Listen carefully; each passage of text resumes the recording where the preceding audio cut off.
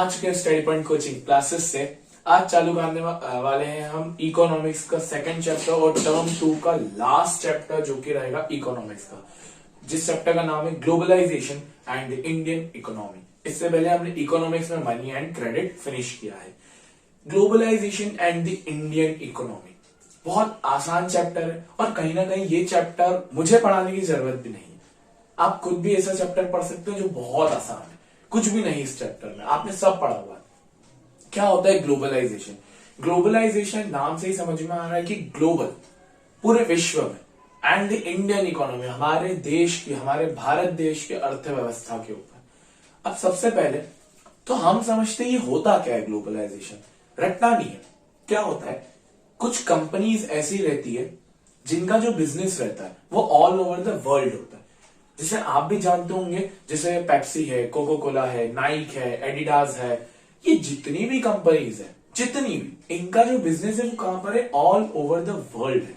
और इन कंपनीज को जिनका business all over the world है या एक नेशन से ज्यादा है, हम एमएनसी बोलते हैं। क्या बोलते हैं? एमएनसी। या आपने भी पढ़ा होगा, एमएनसी का फुल फॉर्म होता है मल्टीनेशनल कंपनी, मतलब जिसका बिजनेस बहुत सारे नेशंस में, मल्टीनेशनल। अब ये एमएनसी हमारे इंडिया में भी है, पर हमारे इंडिया में ये पर्टिकुलर चीज 1991 में आई थी, क्योंकि 1991 हमारे देश के लिए एक ऐसा ईयर था जिस ईयर में हमारी गवर्नमेंट ने, हमारी इंडियन गवर्नमेंट ने एलपीजी पॉलिसी लेके आए थे। भैया LPG policy liquefied petroleum gas नहीं है, यह है लिबरलाइजेशन, प्राइवेटाइजेशन, ग्लोबलाइजेशन। तीन बड़ी बड़ी टर्म्स जिसने इंडियन हिस्ट्री बोल सकते हैं या इंडियन फ्यूचर को ही बदल दिया। आज आप अगर मैकडोनल्ड्स में बर्गर खाने जाते हैं तो ये इसी साल की वजह से हुआ है।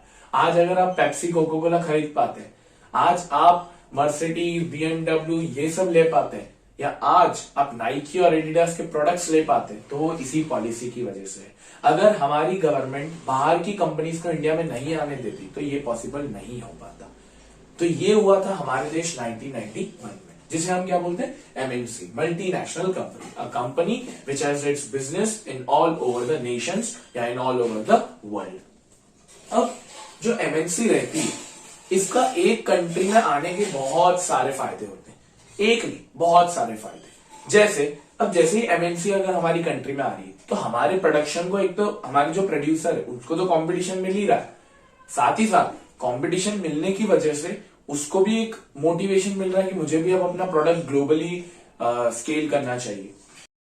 तो एमएनसी जहां भी जाती, एक तो फायदा ये रहता है कि हमारे प्रोड्यूसर को कंपटीशन मिल रहा है, साथ ही साथ वो अपने साथ लेटेस्ट टेक्नोलॉजी लेके आती है जिससे हमारे प्रोड्यूसर को फायदा होता है और हमारे देश में एम्प्लॉयमेंट बढ़ता है, क्योंकि जैसे ही कोई बाहर की कंपनी आएगी तो वहां पर वर्कर्स और एम्प्लॉयज की जरूरत पड़ेगी, तो हमारे देश के लोग वहां पर काम करेंगे और हम कंज्यूमर्स को, जो हम कस्टमर्स है, उन्हें भी एक फायदा मिलता है कि हमें वैरायटी ऑफ चॉइसेस मिलती है। अब आज ऐसा नहीं कि अगर आपको मैकडी का बर्गर पसंद नहीं आया तो आप केएफसी नहीं जा सकते या कोई और दूसरे स्टोर नहीं जा सकते।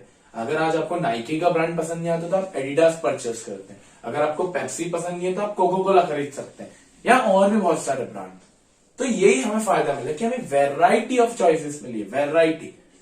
तो ये होता है एमएनसी। अब इनका जो प्रोडक्शन होता है वो रहता है ग्लोबली, मतलब अब आप सोच रहे होंगे सर ये कंपनी तो एक ही है, तो ऐसा तो नहीं कि इनका प्रोडक्शन उन्हीं देश में होगा जहां इन्होंने पहले स्टार्ट किया होगा। नहीं, ये क्या करते हैं, इनका जो प्रोडक्शन रहता है, जो इनकी एक्टिविटीज रहती है, वो ऑल ओवर द वर्ल्ड चलती है। जैसे अगर मैं बात करूं चाइना की, चाइना अगर कोई भी एमएनसी है तो वो चाइना में अपना प्रोडक्शन सेट करती है, वहां पर प्रोडक्शन करती है, वहां पर चीजें बनाती है, क्योंकि वहां की जो चीजें वो सस्ती है।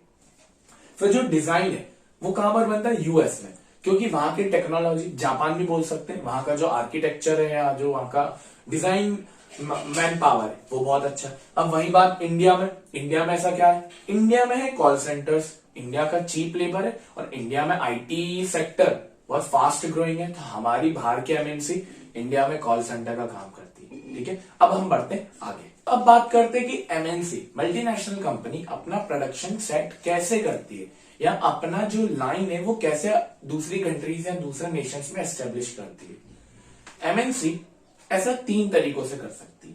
मल्टीनेशनल कंपनी क्या करती है? पहला तरीका बड़ा आसान है कि जितनी भी लोकल कंपनीज है, जैसे फॉर एग्जांपल अगर एक एमएनसी है यूएस की, अमेरिका की, वो इंडिया में अपना प्रोडक्शन सेट करना चाहती है, तो वो क्या करेगी, इंडिया की कुछ लोकल कंपनीज के साथ टाई अप कर लेगी। टाई अप मतलब ज्वाइंट हो जाएगी, पार्टनरशिप कर लेगी, या ज्वाइंट वेंचर क्रिएट हो जाएगा। उसे ही हम क्या बोलते हैं, ज्वाइंट वेंचर। एमएनसी कभी कभार लोकल कंपनीज के साथ ज्वाइंटली काम करती है।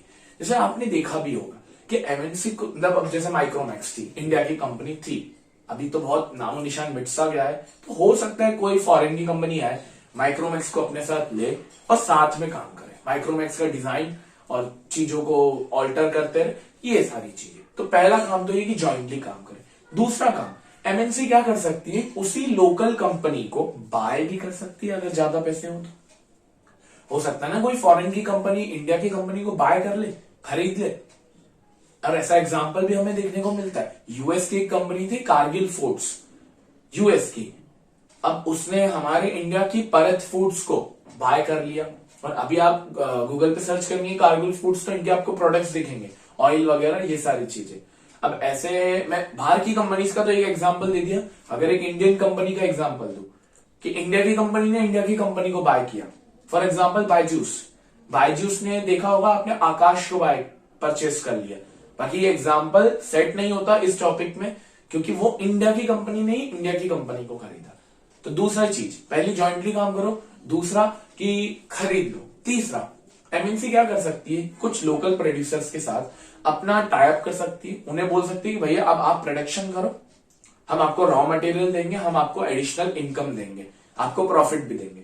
और जैसे ही प्रोडक्शन ले लिया, प्रोडक्शन हो गया, प्रोडक्शन होने के बाद वो अपनी कंट्री में ले गए और उसे वहां बेच दिया, ये भी हो सकता है। जैसे एक एग्जांपल याद आता है मुझे, लंदन की मैगजीन्स जो इंडिया में प्रिंट होती है, क्योंकि इंडिया की जो बोल सकते हैं एक लेबर कॉस्ट है वो बहुत कम है, तो यहाँ की मैगजीन्स, लंदन की मैगजीन्स इंडिया में प्रोडक्शन होती है और लंदन में फिर बेची जाती है, तो ये भी होता है।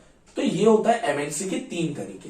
पहला, production jointly with the local companies, ये आपने देखा, और इससे बहुत फायदे हैं।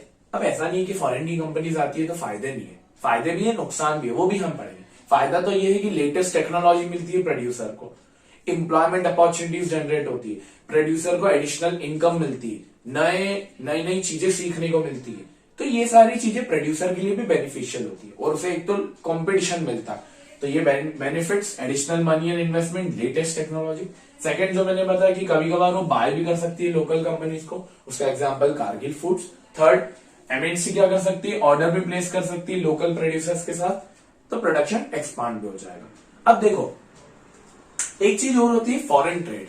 अरे कुछ नहीं है, आपको पता है फॉरेन ट्रेड मतलब इंपोर्ट एक्सपोर्ट, कि आप बाहर की कंट्रीज के साथ ट्रेड कर रहे हो, और ट्रेड मतलब बहुत अच्छी चीज होती है कि आप बाहर की कंपनीज के साथ सामान बेच खरीद रहे हो। इससे क्या होता है कि फॉरेन एक्सचेंज भी आता है, बाहर का पैसा इंडिया में आता है, और हमारे प्रोड्यूसर को कंपटीशन मिलता है, हमारा प्रोड्यूसर खुद प्रोड्यूसर भी बाहर बेच सकता है, कंज्यूमर को वैरायटी ऑफ चॉइसेस मिल जाती है, लेटेस्ट टेक्नोलॉजी। तो सर के सब फायदे ही फायदे, नहीं नुकसान भी है। नुकसान कैसे है सर, फॉरेन ट्रेड से नुकसान कैसे होता है? इसका सबसे अच्छा एग्जांपल आपने सुना भी होगा, चाइनीज टॉयज। पहले हमारे यहाँ पे इंडिया में हैंडीक्राफ्ट इंडस्ट्री बहुत फेमस थी, हाथों से गुड्स बनाए जाते थे। बट धीरे धीरे क्या हुआ, चाइनीज टॉयज जो कि प्लास्टिक के थे और बहुत सस्ते आते थे, प्लास्टिक के टॉयज बहुत सस्ते आते थे, तो चाइनीज कंपनीज ने इंडिया की कंपनीज को पूरी तरह से ही हटा दिया। हाँ, अभी बैन हो चुका है चाइनीज टॉयज, बट पहले जब मेड इन चाइना में लिखा हुआ आता था तो वो बहुत चला, बहुत ज्यादा। तो ये भी एक चीज है फॉरेन ट्रेड से। फॉरेन ट्रेड के फायदे तो मैंने आपको बता दिए कि कंज्यूमर को चॉइसेस मिलती है, लेटेस्ट टेक्नोलॉजी वगैरह वगैरह, बट नुकसान भी है। ठीक है, इस वीडियो के लिए इतना ही। नेक्स्ट वीडियो में हम ग्लोबलाइजेशन की बात करेंगे। Thank you for watching this video. Radhe Radhe.